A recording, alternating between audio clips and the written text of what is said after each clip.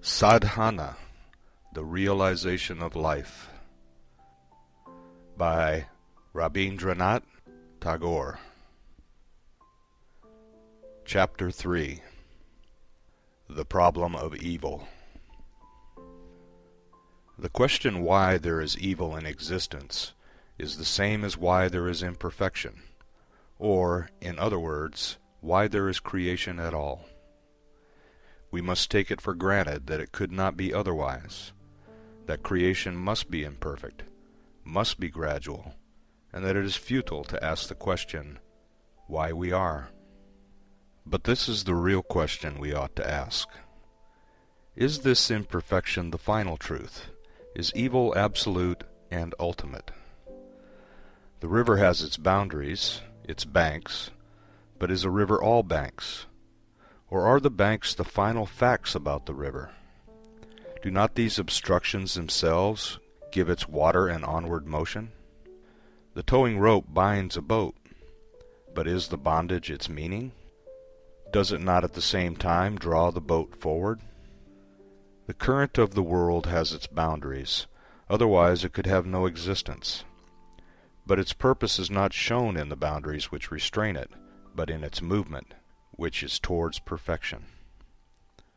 The wonder is not that there should be obstacles and sufferings in this world, but that there should be law and order, beauty and joy, goodness and love. The idea of God that man has in his being is the wonder of all wonders. He has felt in the depths of his life that what appears as imperfect is the manifestation of the perfect. Just as a man who has an ear for music realizes the perfection of a song, while in fact he is only listening to a succession of notes. Man has found out the great paradox that what is limited is not imprisoned within its limits. It is ever moving, and therewith shedding its finitude every moment. In fact, imperfection is not a negation of perfectness. Finitude is not contradictory to infinity. They are but completeness manifested in parts, infinity revealed within bounds. Pain, which is the feeling of our finiteness, is not a fixture in our life. It is not an end in itself, as joy is. To meet with it is to know that it has no part in the true permanence of creation. It is what error is in our intellectual life. To go through the history of the development of science is to go through the maze of mistakes it made current at different times. Yet no one really believes that science is the one perfect mode of disseminating mistakes. The progressive ascertainment of truth is the important thing to remember in the history of science, not its innumerable mistakes. Error, by its nature, cannot be stationary. It cannot remain with truth. Like a tramp, it must quit its lodging as soon as it fails to pay its score to the full. As in intellectual error, so in evil of any other form, its essence is impermanence, for it cannot accord with the whole. Every moment is being corrected by the totality of things and keeps changing its aspect. We exaggerate its importance by imagining it as a standstill. Could we collect the statistics of the immense amount of death and putrefaction happening every moment in this earth, they would appall us. But evil is ever moving. With all its incalculable immensity, it does not effectually clog the current of our life, and we find that the earth, water, and air remain sweet and pure for living beings. All statistics consist of our attempts to represent statistically what is in motion. And in the process things assume a weight in our mind which they have not in reality. For this reason, a man, who by his profession is concerned with any particular aspect of life, is apt to magnify its proportions. In laying undue stress upon facts, he loses his hold upon truth. A detective may have the opportunity of studying crimes in detail, but he loses his sense of their relative places in the whole social economy. When science collects facts to illustrate the struggle for existence that is going on in the kingdom of life, It raises a picture in our minds of nature red in tooth and claw. But in these mental pictures, we give a fixity to colors and forms which are really evanescent. It is like calculating the weight of the air on each square inch of our body to prove that it must be crushingly heavy for us. With every weight, however, there is an adjustment, and we lightly bear our burden. With the struggle for existence in nature, there is reciprocity. There is the love for children and for comrades. There is the sacrifice of self, which springs from love. And this love is the positive element in life. If we kept the searchlight of our observation turned upon the fact of death, the world would appear to us like a huge charnel house. But in the world of life, the thought of death has, we find, the least possible hold upon our minds. Not because it is the least apparent, but because it is the negative aspect of life. Just as, in spite of the fact that we shut our eyelids every second, it is the openings of the eye that count. Life as a whole never takes death seriously. It laughs, dances, and plays. It builds, hoards, and loves in death's face. Only when we detach one individual fact of death do we see its blankness and become dismayed. We lose sight of the wholeness of a life of which death is part. It is like looking at a piece of cloth through a microscope. It appears like a net. We gaze at the big holes and shiver in imagination. But the truth is, death is not the ultimate reality. It looks black as the sky looks blue, but it does not blacken existence, just as the sky does not leave its stain upon the wings of the bird. When we watch a child trying to walk, we see its countless failures. Its successes are but few. If we had to limit our observation within a narrow space of time, the sight would be cruel. But we find that in spite of its repeated failures, there is an impetus of joy in the child which sustains it in its seemingly impossible task. We see it does not think of its falls so much as its power to keep its balance, though for only a moment. Like these accidents in a child's attempts to walk, we meet with sufferings in various forms in our life every day, showing the imperfections in our knowledge and our available power, and in the application of our will. But if these revealed our weakness to us only, we should die of utter depression. When we select for observation a limited area of our activities, our individual failures and miseries loom large in our minds, but our life leads us instinctively to take a wider view. It gives us an ideal of perfection which ever carries us beyond our present limitations. Within us we have a hope which always walks in front of our present narrow experience. It is the undying faith in the infinite in us. It will never accept any of our disabilities as a permanent fact. It sets no limit to its own scope. It dares to assert that man has oneness with God, and its wild dreams become true every day. We see the truth when we set our mind towards the infinite. The ideal of truth is not in the narrow present, not in our immediate sensations, but in the consciousness of the whole which gives us a taste of what we should have in what we do have. Consciously or unconsciously, we have in our life this feeling of truth, which is ever larger than its appearance, for our life is facing the infinite, and it is in movement. Its aspiration is therefore infinitely more than its achievement, and as it goes on it finds that no realization of truth ever leaves it stranded on the desert of finality, but carries it to a region beyond.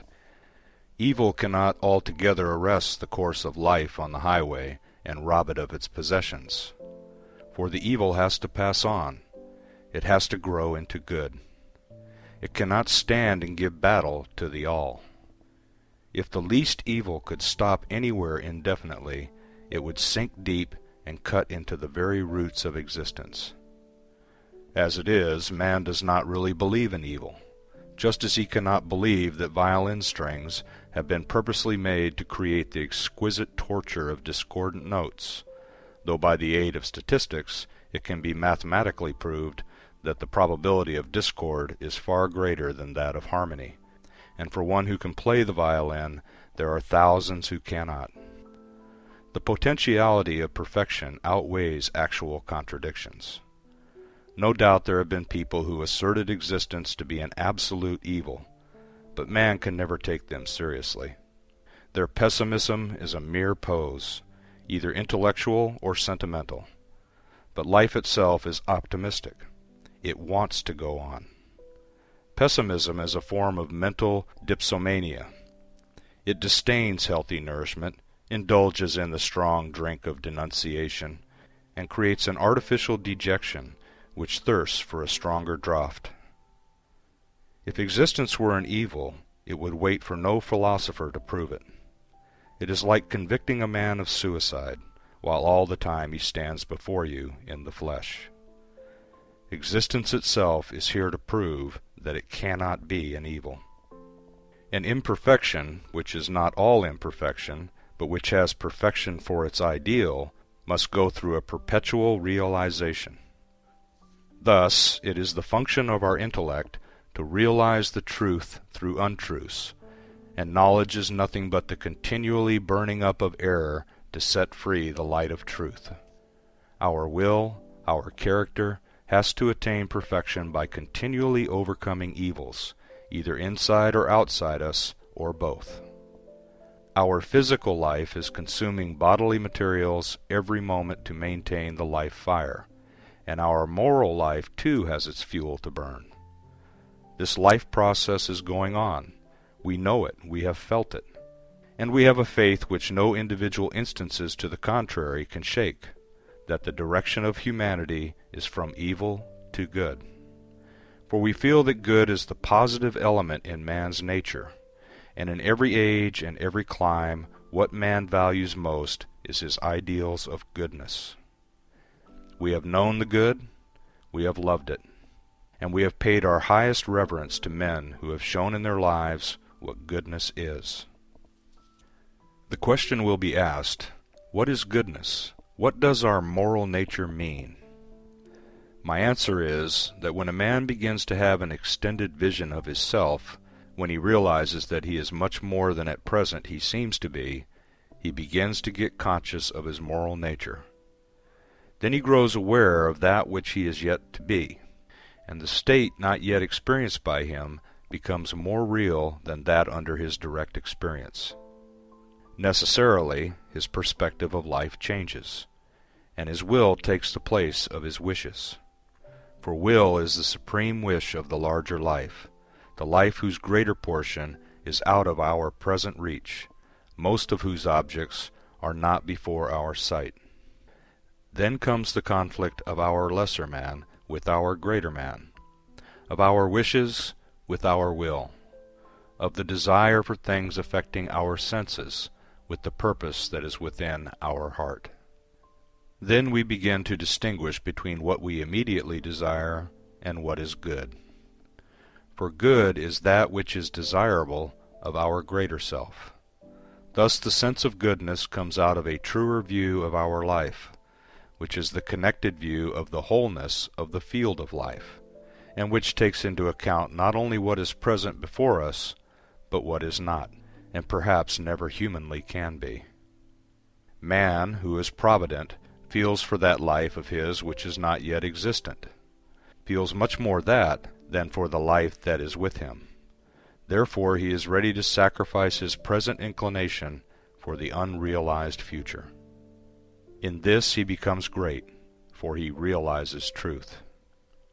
Even to be efficiently selfish, one has to recognize this truth, and has to curb his immediate impulses. In other words, has to be moral. For our moral faculty is the faculty by which we know that life is not made up of fragments, purposeless and discontinuous. This moral sense of man not only gives him the power to see that the self has a continuity in time, but it also enables him to see that he is not true when he is only restricted to his own self. He is more in truth than he is in fact. He truly belongs to individuals who are not included in his own individuality, and whom he is never even likely to know. As he has a feeling for his future self, which is outside his present consciousness, so he has a feeling for his greater self, which is outside the limits of his personality. There is no man who has not this feeling to some extent, who has never sacrificed his selfish desire for the sake of some other person, who has never felt a pleasure in undergoing some loss or trouble because it pleased somebody else. It is a truth that man is not a detached being, that he has a universal aspect, and when he recognizes this, he becomes great. Even the most evilly disposed selfishness has to recognize this when it seeks the power to do evil, for it cannot ignore truth and yet be strong. So in order to claim the aid of truth, selfishness has to be unselfish to some extent. A band of robbers must be moral in order to hold together as a band. They may rob the whole world, but not each other. To make an immoral intention successful, some of its weapons must be moral. In fact, very often it is our very moral strength which gives us most effectively the power to do evil, to exploit other individuals for our own benefit, to rob other people of their rights. The life of an animal is unmoral, for it is aware only of an immediate present. The life of a man can be immoral, but that only means that it must have a moral basis. What is immoral is imperfectly moral, just as what is false is true to a small extent, or it cannot even be false. Not to see is to be blind, but to see wrongly is to see only in an imperfect manner. Man's selfishness is a beginning to see some connection, some purpose in life, and to act in accordance with its dictates requires self-restraint and regulation of conduct. A selfish man willingly undergoes troubles for the sake of the self. He suffers hardship and privation without a murmur, simply because he knows that what is pain and trouble, looked at from the point of view of a short space of time, are just the opposite when seen in a larger perspective. Thus, what is a loss to the smaller man is a gain to the greater, and vice versa. To the man who lives for an idea, for his country, for the good of humanity, life has an extensive meaning, and to that extent pain becomes less important to him. To live the life of goodness is to live the life of all. Pleasure is for one's own self, but goodness is concerned with the happiness of all humanity and for all time. From the point of view of the good, pleasure and pain appear in a different meaning, so much so that pleasure may be shunned, and pain be courted in its place, and death itself be made welcome as giving a higher value to life. From these higher standpoints of a man's life, the standpoints of the good, pleasure, and pain lose their absolute value. Martyrs prove it in history, and we prove it every day in our life, in our little martyrdoms. When we take a pitcherful of water from the sea, it has its weight. But when we take a dip into the sea itself, 1,000 pitcherfuls of water flow above our head, and we do not feel their weight. We have to carry the pitcher of self with our strength, and so, while on the plane of selfishness, pleasure and pain have their full weight. On the moral plane, they are so much lightened that the man who has reached it appears to us almost superhuman in his patience under crushing trials and his forbearance in the face of malignant persecution. To live in perfect goodness is to realize one's life in the infinitive. This is the most comprehensive view of life which we can have by our inherent power of the moral vision of the wholeness of life. And the teaching of Buddha is to cultivate this moral power to the highest extent, to know that our field of activities is not bound to the plane of our narrow self. This is the vision of the heavenly kingdom of Christ. When we attain to that universal life, which is the moral life, we become freed from the bonds of pleasure and pain, and the place vacated by ourself becomes filled with an unspeakable joy which springs from measureless love. In this state the soul's activity is all the more heightened. only its motive power is not from desires, but in its own joy. This is the karma yoga of the Gita, the way to become one with the infinite activity by the exercise of the activity of disinterested goodness. When Buddha mentioned upon the way of realizing mankind from the grip of misery, he came to this truth, that when man attains his highest end by merging the individual in the universal, he becomes free from the thraldom of pain. Let us consider this point more fully. A student of mine once related to me his adventure in a storm, and complained that all the time he was troubled with the feeling that this great commotion in nature behaved to him as if he were no more than a mere handful of dust. That he was a distinct personality with a will of his own had not the least influence upon what was happening. I said, if consideration for our individuality could sway nature from her path, then it would be the individuals who would suffer most. But he persisted in his doubt, saying that there was this fact which could not be ignored, the feeling that I am. The I in us seeks for a relation which is individual to it. I replied that the relation of the I is with something which is not I, so we must have a medium which is common to both, and we must be absolutely certain that it is the same to the I as it is to the not I. This is what needs repeating here. We have to keep in mind that our individuality, by its nature, is impelled to seek for the universal. Our body can only die if it tries to eat its own substance, and our I loses the meaning of its function if it can only see itself. Just as we find that the stronger the imagination, the less is it merely imaginary, and the more is it in harmony with truth, so we see the more vigorous our individuality, the more does it widen towards the universal.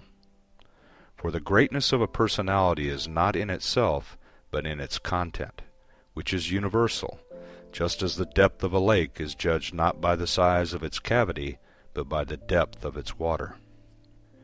So if it is a truth that the yearning of our nature is for reality, and that our personality cannot be happy with the fantastic universe of its own creation, then it is clearly best for it that our will can only deal with things by following their law, and cannot do with them just as it pleases. This unyielding sureness of reality sometimes crosses our will, and very often leads us to disaster, just as the firmness of the earth invariably hurts the falling child who is learning to walk. Nevertheless, it is the same firmness that hurts him which makes his walking possible. Once, while passing under a bridge, the mast of my boat got stuck in one of its girders. If only for a moment the mast would have bent an inch or two, or the bridge raised its back like a yawning cat, or the river given in, it would have been all right with me. But they took no notice of my helplessness.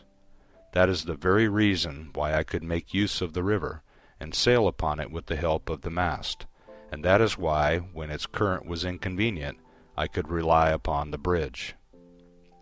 Things are what they are, and we have to know them if we would deal with them, and knowledge of them is possible because our wish is not their law. This knowledge is a joy to us, for the knowledge is one of the channels of our relation with the things outside us.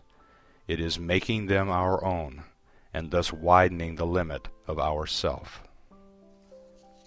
At every step we have to take into account others than ourselves, for only in death are we alone. A poet is a true poet when he can make his personal idea joyful to all men, which he could not do if he had not a medium common to all his audience.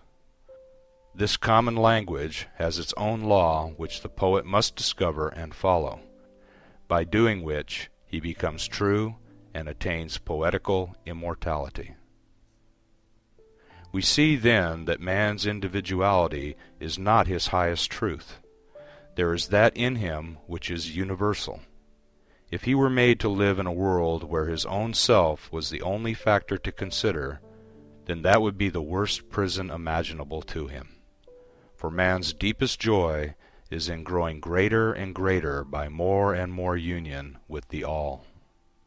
This, as we have seen, would be an impossibility if there were no law common to all.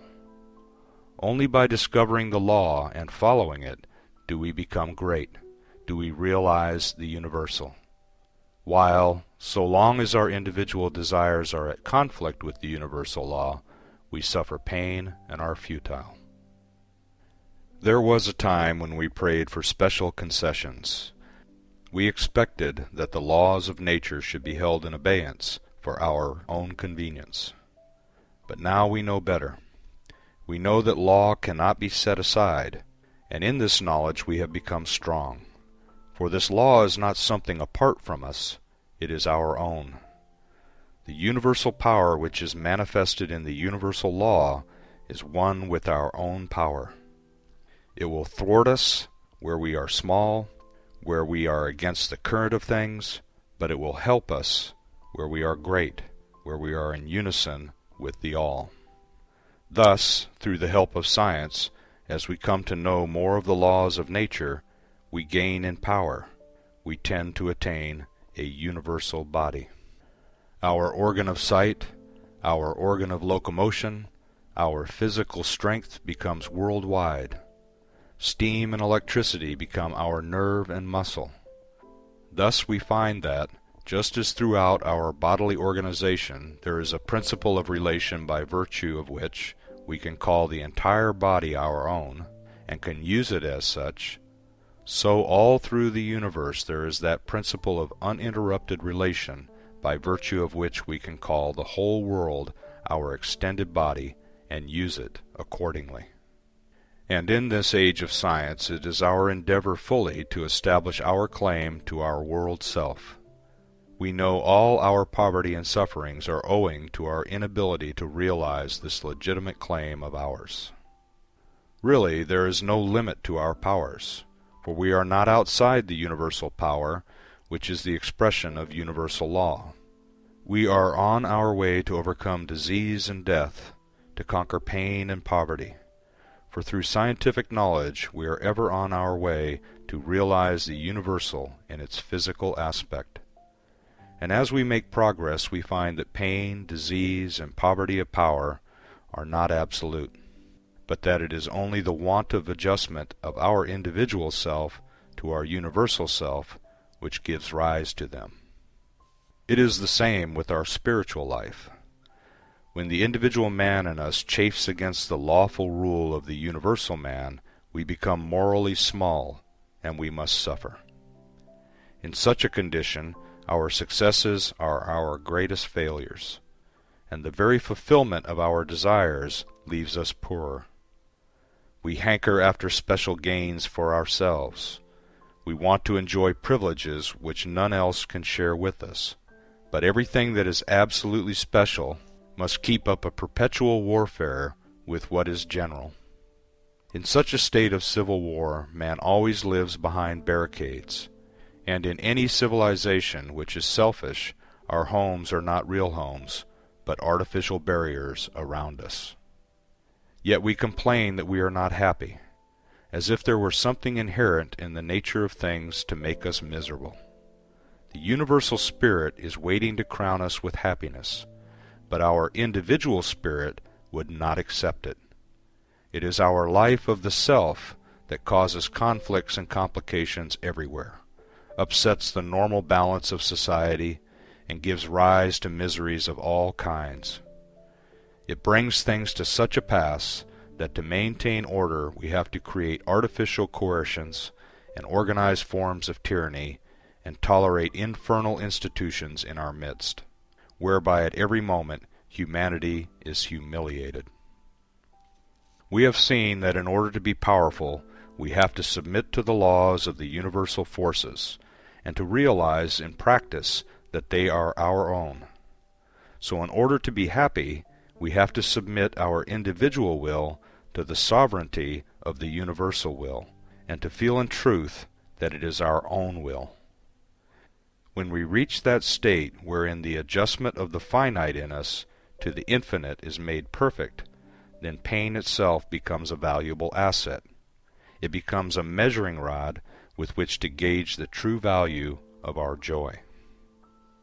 The most important lesson that man can learn from his life is not that there is pain in this world, but that it depends upon him to turn it into good account, that it is possible for him to transmute it into joy. The lesson has not been lost altogether to us, and there is no man living who would willingly be deprived of his right to suffer pain, for that is his right to be a man. One day the wife of a poor laborer complained bitterly to me that her eldest boy was going to be sent away to a rich relative's house for part of the year. It was the implied kind intention of trying to relieve her of her trouble that gave her the shock, for a mother's trouble is a mother's own by her inalienable right of love, and she was not going to surrender it to any dictates of expediency. Man's freedom is never in being saved troubles, but it is the freedom to take trouble for his own good, to make the trouble an element in his joy. It can be made so only when we realize that our individual self is not the highest meaning of our being, that in us we have the world man who is immortal, who is not afraid of death or sufferings, and who looks upon pain as only the other side of joy. He who has realized this knows that it is pain which is our true wealth as imperfect beings, and has made us great and worthy to take our seat with the perfect. He knows that we are not beggars, that it is the hard coin which must be paid for everything valuable in this life, for our power, our wisdom, our love. That in pain is symbolized the infinite possibility of perfection, the eternal unfolding of joy. And the man who loses all pleasure in accepting pain sinks down and down to the lowest depth of penury and degradation. It is only when we invoke the aid of pain for our self-gratification that she becomes evil and takes her vengeance for the insult done to her by hurling us into misery. For she is the Vestal Virgin, consecrated to the service of the immortal perfection, and when she takes her true place before the altar of the infinite, she casts off her dark veil and bares her face to the beholder as a revelation of supreme joy.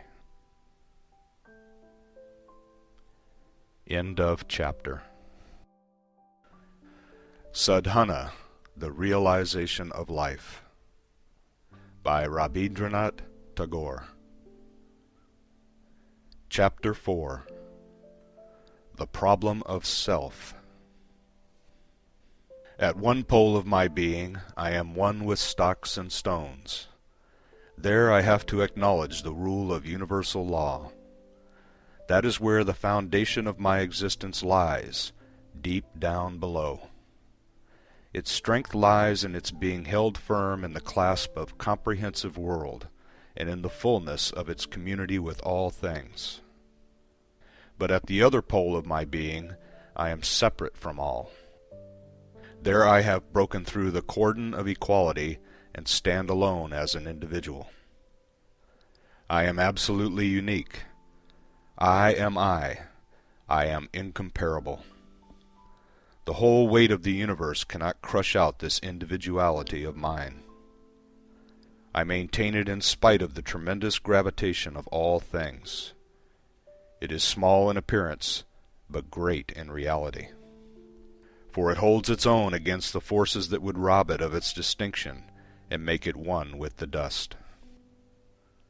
This is the superstructure of the self, which rises from the indeterminate depth and darkness of its foundation into the open, proud of its isolation, proud of having given shape to a single individual idea of the architect's which has no duplicate in the whole universe. If this individuality be demolished, then, though no material be lost, not an atom destroyed, the creative joy which was crystallized therein is gone.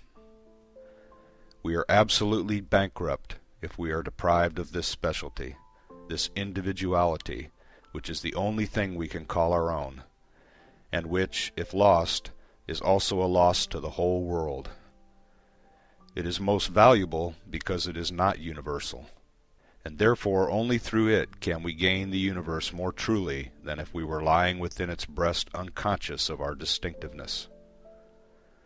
The universal is ever seeking its consummation in the unique, and the desire we have to keep our uniqueness intact is really the desire of the universe acting in us. It is our joy of the infinite in us that gives us our joy in ourselves. That this separateness of self is considered by man as his most precious possession is proved by the sufferings he undergoes and the sins he commits for its sake. But the consciousness of separation has come from the eating of the fruit of knowledge. It has led man to shame and crime and death. Yet it is dearer to him than any paradise where the self lies, securely slumbering in perfect innocence in the womb of Mother Nature. It is a constant striving and suffering for us to maintain the separateness of this self of ours, and in fact it is this suffering which measures its value. One side of the value is sacrifice, which represents how much the cost has been. The other side of it is the attainment, which represents how much has been gained. If the self meant nothing to us but pain and sacrifice, it could have no value for us, and on no account would we willingly undergo such sacrifice.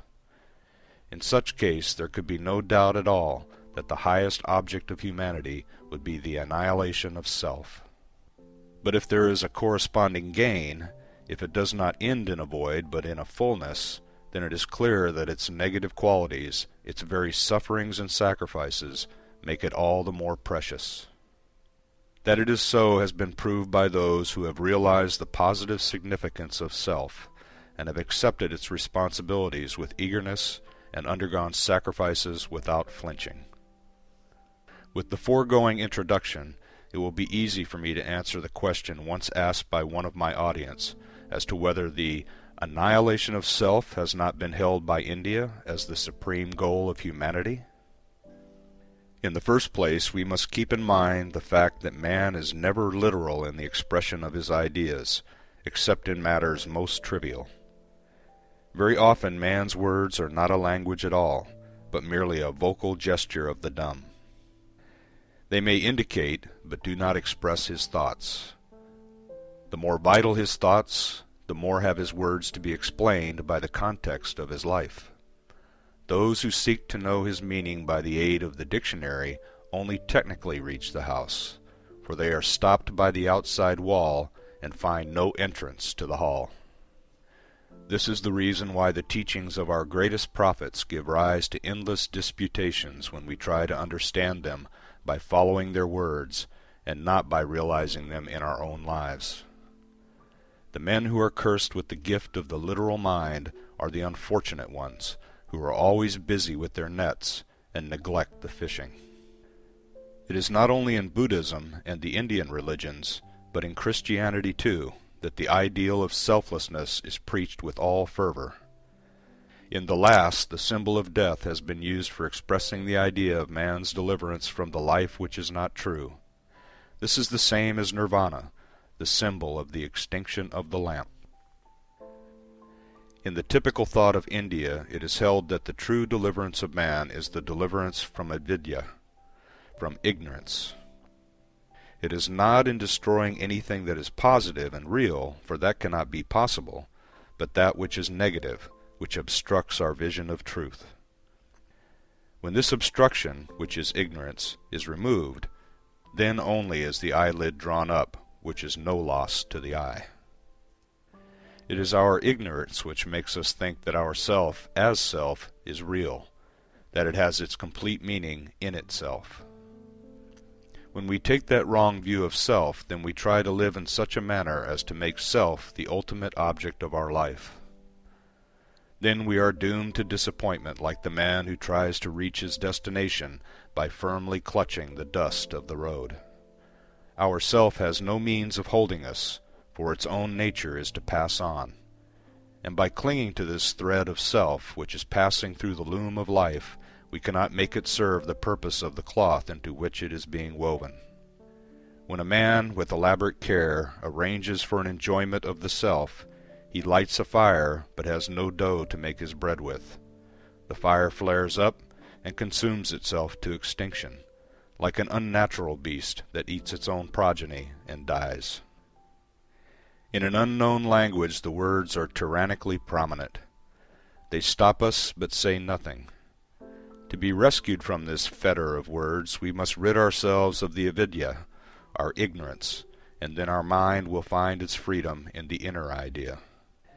But it would be foolish to say that our ignorance of the language can be dispelled only by the destruction of the words. No, when the perfect knowledge comes, every word remains in its place, only they do not bind us to themselves, but let us pass through them and lead us to the idea which is emancipation. Thus it is only avidya which makes the self our fetter, by making us think that it is an end in itself, and by preventing our seeing that it contains the idea that transcends its limits. That is why the wise man comes and says, "Set yourselves free from the avidya. Know your true soul and be saved from the grasp of the self which imprisons you." We gain our freedom when we attain our truest nature. The man who is an artist finds his artistic freedom when he finds his ideal of art.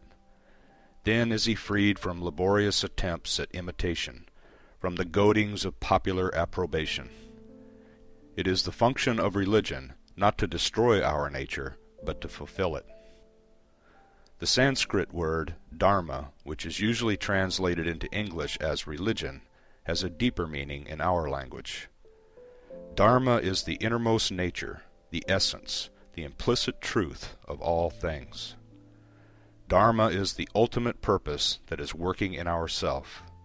When any wrong is done, we say that Dharma is violated, meaning that the lie has been given to our true nature. But this Dharma, which is the truth in us, is not apparent, because it is inherent. So much so that it has been held that sinfulness is the nature of man, and only by the special grace of God can a particular person be saved.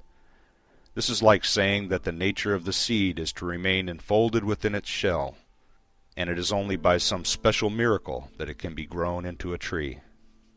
But do we not know that the appearance of the seed contradicts its true nature? When you submit it to chemical analysis, you may find in it carbon and proteid, and a good many other things, but not the idea of a branching tree. Only when the tree begins to take shape do you come to see its dharma, and then you can affirm without doubt that the seed which has been wasted and allowed to rot in the ground has been thwarted in its dharma, in the fulfillment of its true nature. In the history of humanity we have known the living seed in us to sprout. We have seen the great purpose in us taking shape in the lives of our greatest men, and have felt certain that though there are numerous individual lives that seem ineffectual, still it is not their dharma to remain barren, but it is for them to burst their cover and transform themselves into a vigorous spiritual shoot, growing up into the air and light, and branching out in all directions. The freedom of the seed is in the attainment of its dharma, its nature and destiny of becoming a tree. It is the non-accomplishment which is its prison. The sacrifice by which a thing attains its fulfillment is not a sacrifice which ends in death. It is the casting off of bonds which wins freedom. When we know the highest ideal of freedom which a man has, we know his dharma, the essence of his nature, the real meaning of his self. At first sight, it seems that man counts that as freedom by which he gets unbounded opportunities of self-gratification and self-aggrandizement. But surely this is not borne out by history. Our revelatory men have always been those who have lived the life of self-sacrifice. The higher nature in man always seeks for something which transcends itself, and yet is its deepest truth, which claims all its sacrifice, yet makes this sacrifice its own recompense. This is man's dharma, man's religion, and man's self is the vessel, which is to carry this sacrifice to the altar. We can look at ourself in its two different aspects, the self which displays itself, and the self which transcends itself and thereby reveals its own meaning. To display itself, it tries to be big, to stand upon the pedestal of its accumulations, and to retain everything to itself. To reveal itself, it gives up everything it has, thus becoming perfect, like a flower that has blossomed out from the bud, pouring from its chalice of beauty all its sweetness. The lamp contains its oil, which it holds securely in its close grasp, and guards from the least loss. Thus is it separate from all other objects around it, and is miserly. But when lighted, it finds its meaning at once. Its relation with all things far and near is established, and it freely sacrifices its fund of oil to feed the flame. Such a lamp is our self. So long as it hoards its possession, it keeps itself dark. Its conduct contradicts its true purpose. When it finds illumination, it forgets itself in a moment, holds the light high, and serves it with everything it has. For therein is its revelation. This revelation is the freedom which Buddha preached. He asked the lamp to give up its oil. But purposeless giving up is a still darker poverty which he never could have meant. The lamp must give up its oil to the light, and thus set free the purpose it has in its hoarding. This is emancipation. The path Buddha pointed out was not merely the practice of self-abnegation, but the widening of love. And therein lies the true meaning of Buddha's preaching. When we find that the state of nirvana, preached by Buddha, is through love, then we know for certain that nirvana is the highest culmination of love. For love is an end unto itself. Everything else raises the question, why, in our mind, and we require a reason for it. But when we say, I love, then there is no room for the why. It is the final answer in itself. Doubtless, even selfishness impels one to give away, but the selfish man does it on compulsion. That is like plucking fruit when it is unripe. You have to tear it from the tree and bruise the branch. But when a man loves, giving becomes a matter of joy to him, like the tree's surrender of the ripe fruit. All our belongings assume a weight by the ceaseless gravitation of our selfish desires. We cannot easily cast them away from us. They seem to belong to our very nature, to stick to us as a second skin, and we bleed as we detach them. But when we are possessed by love, its force acts in the opposite direction. The things that closely adhered to us lose their adhesion and weight, and we find that they are not of us. Far from being a loss to give them away, we find in that the fulfillment of our being. Thus we find in perfect love the freedom of our self. That only which is done for love is done freely, however much pain it may cause. Therefore, working for love is freedom in action. This is the meaning of the teaching of disinterested work in the Gita. The Gita says action we must have, for only in action do we manifest our nature. But this manifestation is not perfect so long as our action is not free. In fact, our nature is obscured by work done by the compulsion of want or fear. The mother reveals herself in the service of her children, so our true freedom is not the freedom from action, but freedom in action, which can only be attained in the work of love. God's manifestation is in his work of creation, and it is said in the Upanishad, knowledge, power, and action are of his nature. They are not imposed upon him from outside. Therefore, his work is his freedom, and in his creation he realizes himself. The same thing is said elsewhere in other words. From joy does spring all this creation. By joy is it maintained, towards joy does it progress, and into joy does it enter. It means that God's creation has not its source in any necessity, it comes from his fullness of joy. It is his love that creates, therefore in creation is his own revealment. The artist who has a joy in the fullness of his artistic idea objectifies it and thus gains it more fully by holding it afar. It is joy which detaches ourselves from us, and then gives it form in creations of love in order to make it more perfectly our own. Hence there must be this separation, not a separation of repulsion, but a separation of love. Repulsion has only the one element, the element of severance. But love has two, the element of severance, which is only an appearance, and the element of union, which is the ultimate truth. Just as when the father tosses his child up from his arms, it has the appearance of rejection, but its truth is quite the reverse.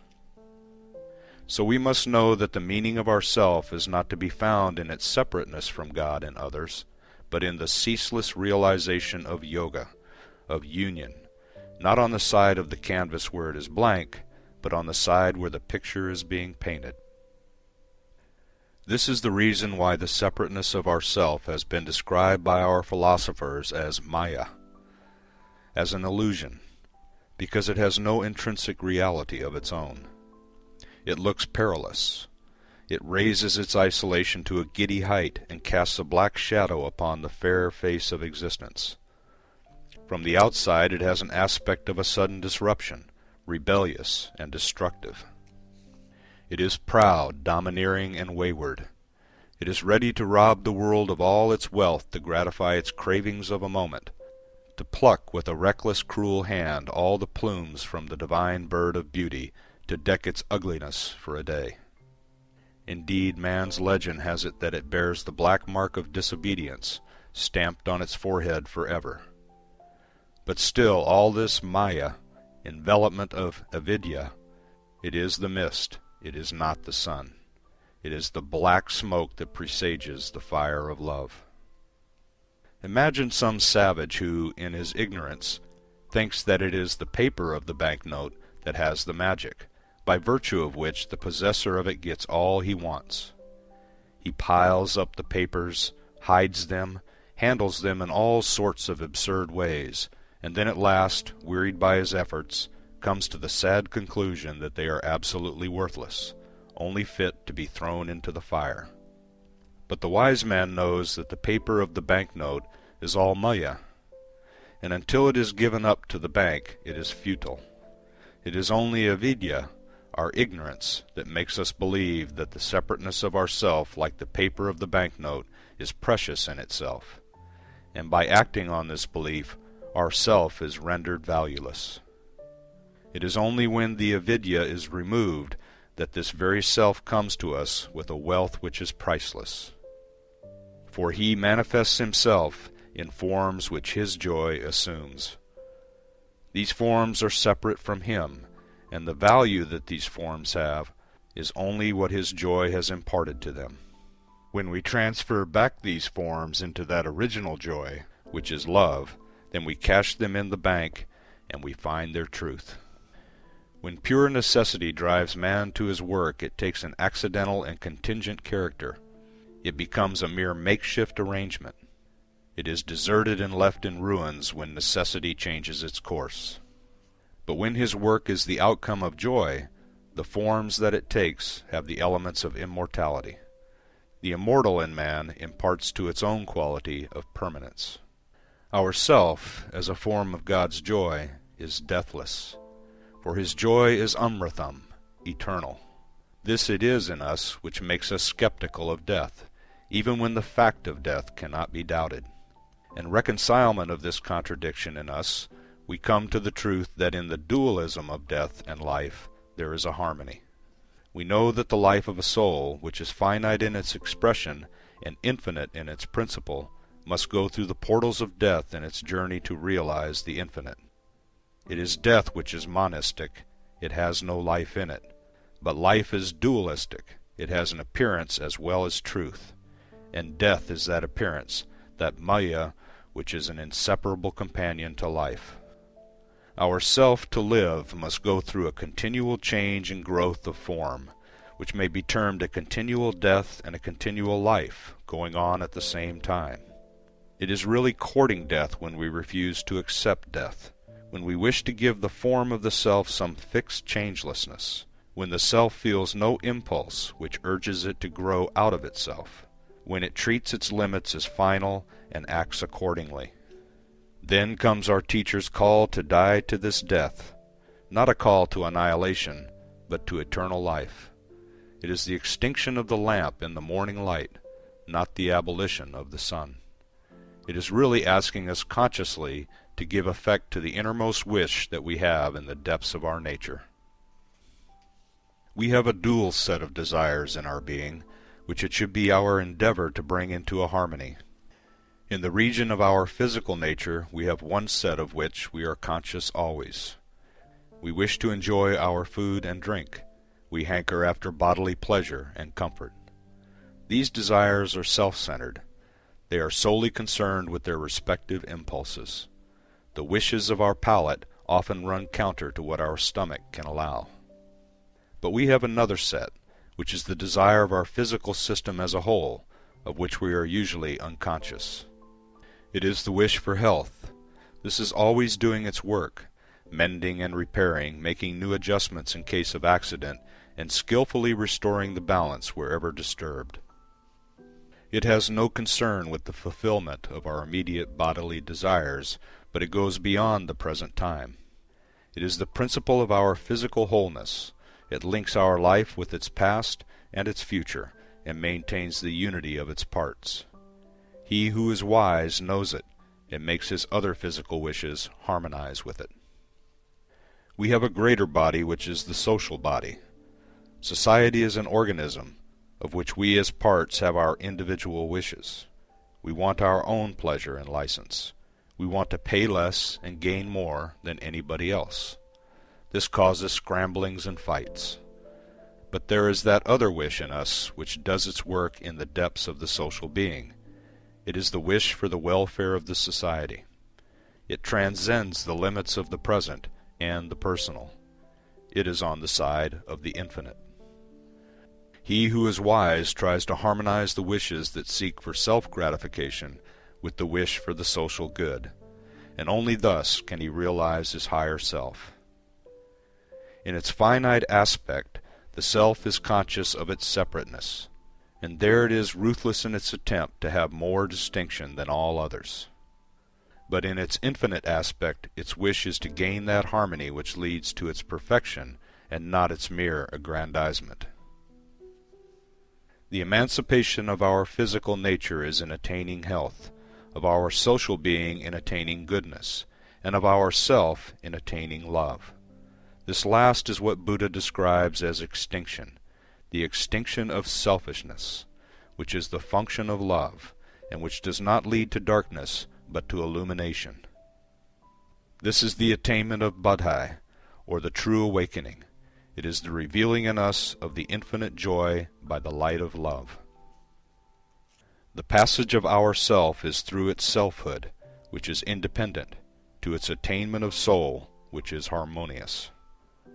This harmony can never be reached through compulsion.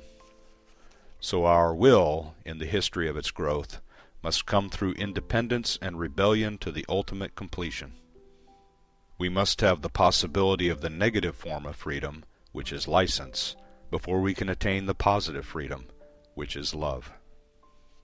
This negative freedom, the freedom of self-will, can turn its back upon its highest realization, but it cannot cut itself away from it altogether, for then it will lose its own meaning. Our self-will has freedom up to a certain extent. It can know what it is to break away from the path, but it cannot continue in that direction indefinitely, for we are finite on our negative side. We must come to an end in our evil-doing, in our career of discord, for evil is not infinite, and discord cannot be an end in itself. Our will has freedom, in order that it might find out that its true course is towards goodness and love. For goodness and love are infinite, and only in the infinite is the perfect realization of freedom possible. So our will can be free not towards the limitations of our self, not where it is maya and negation, but towards the unlimited, where is truth and love.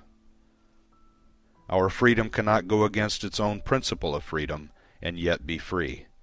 It cannot commit suicide and yet live. We cannot say that we should have infinite freedom to fetter ourselves, for the fettering ends the freedom. So in the freedom of our will, we have the same dualism of appearance and truth. Our self-will is only the appearance of freedom, and love is the truth. When we try to make this appearance independent of truth, then our attempt brings misery and proves its own futility in the end. Everything has this dualism of maya and satyam, appearance and truth.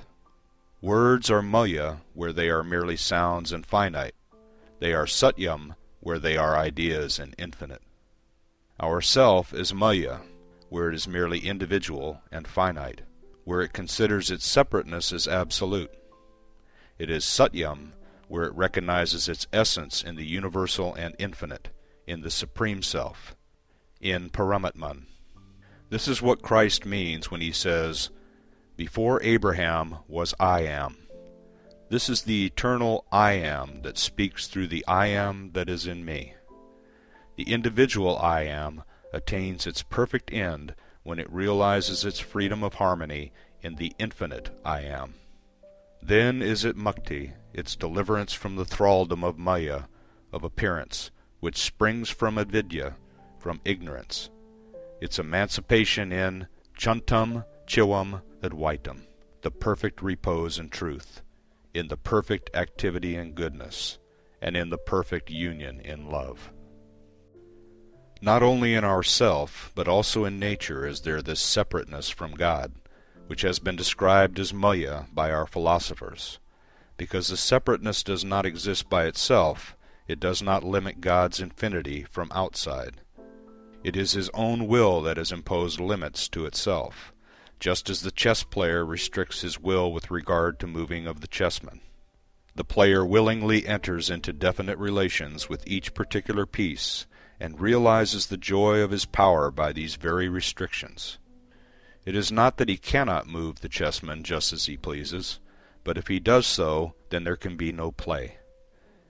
If God assumes his role of omnipotence, then his creation is at an end, and his power loses all its meaning. For power to be, a power must act within limits. God's water must be water, his earth can never be other than earth. The law that has made them water and earth is his own law by which he has separated the play from the player, for therein the joy of the player consists. As by the limits of law nature is separated from God, so it is the limits of its egoism which separates the self from him. He has willingly set limits to his will, and has given us mastery over the little world of our own. It is like a father settling upon his son some allowance, within the limit of which he is free to do what he likes. Though it remains a portion of the father's own property, yet he frees it from the operation of his own will. The reason of it is that the will, which is love's will and therefore free, can have its joy only in a union with another free will. The tyrant who must have slaves looks upon them as instruments of his purpose. It is the consciousness of his own necessity which makes him crush the will out of them, to make his self-interest absolutely secure. This self-interest cannot brook the least freedom in others, because it is not itself free. The tyrant is really dependent on his slaves, and therefore he tries to make them completely useful by making them subservient to his own will. But a lover must have two wills for the realization of his love, because the consummation of love is in harmony, the harmony between freedom and freedom. So God's love, from which our self has taken form, has made it separate from God, and it is God's love which again establishes a reconciliation and unites God with ourself through the separation. That is why our self has to go through endless renewals, for in its career of separateness it cannot go on forever. Separateness is the finitude where it finds its barriers to come back again and again to its infinite source. Our self has ceaselessly to cast off its age, repeatedly shed its limits in oblivion and death, in order to realize its immortal youth. Its personality must merge in the universal time after time, in fact pass through it every moment, ever to refresh its individual life.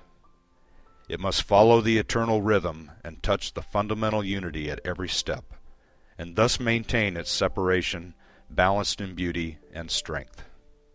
The play of life and death we see everywhere, this transmutation of the old into the new. The day comes to us every morning, naked and white, fresh as a flower. But we know it is old. It is age itself. It is that very ancient day which took up the newborn earth in its arms, covered it with its white mantle of light, and sent it forth on its pilgrimage among the stars. Yet its feet are untired and its eyes undimmed. It carries the golden amulet of ageless eternity, at whose touch all wrinkles vanish from the forehead of creation. In the very core of the world's heart stands immortal youth. Death and decay cast over its face momentary shadows and pass on. They leave no marks of their steps, and truth remains fresh and young.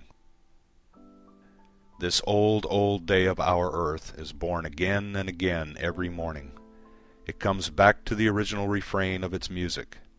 If its march were the march of an infinite straight line, if it had not the awful pause of its plunge in the abysmal darkness, and its repeated birth in the life of the endless beginning, then it would gradually soil and bury truth with its dust, and spread ceaseless aching over the earth under its heavy tread. Then every moment would leave its load of weariness behind, and the decrepitude would reign supreme on its throne of eternal dirt. But every morning the day is reborn among the newly blossomed flowers with the same message retold, and the same assurance renewed that death eternally dies, that the waves of turmoil are on the surface, and that the sea of tranquility is fathomless. The curtain of night is drawn aside, and truth emerges without a speck of dust on its garment, without a furrow of age on its lineaments. We see that he who is before everything else is the same today. Every note of the song of creation comes fresh from his voice. The universe is not a mere echo, reverberating from sky to sky like a homeless wanderer, the echo of an old song sung once for all in the dim beginning of things and then left orphaned. Every moment it comes from the heart of the Master. It is breathed in his breath. And that is the reason why it overspreads the sky like a thought taking shape in a poem, and never has to break into pieces with the burden of its own accumulating weight. Hence the surprise of endless variations, the advent of the unaccountable, the ceaseless procession of individuals, each of whom is without a parallel in creation. As at the first, so to the last. The beginning never ends. The world is ever old and ever new. It is for ourself to know that it must be born anew every moment of its life. It must break through all illusions that encase it in their crust to make it appear old, burdening it with death. For life is immortal youthfulness, and it hates age that tries to clog its movements, age that belongs not to life in truth, but follows it as the shadow follows the lamp. Our life, like a river, strikes its banks not to find itself closed in by them, but to realize anew every moment that it has its unending opening towards the sea. It is a poem that strikes its metre at every step, not to be silenced by its rigid regulations, but to give expression every moment to the inner freedom of its harmony. The boundary walls of our individuality thrust us back within our limits, on the one hand, and thus lead us, on the other, to the unlimited. Only when we try to make these limits infinite are we launched into an impossible contradiction and court miserable failure.